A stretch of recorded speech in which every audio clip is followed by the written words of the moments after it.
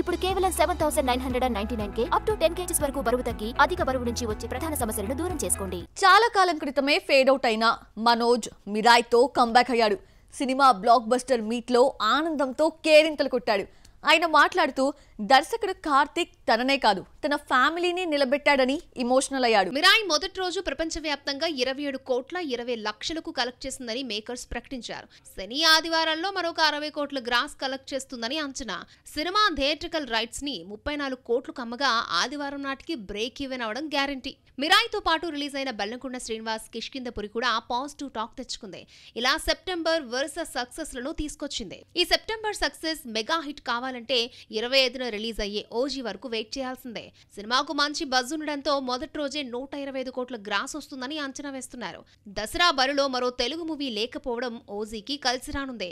Positive talk వస్తే OG రికార్డులు కొల్లగొట్టే ఛాన్స్ ఉంది.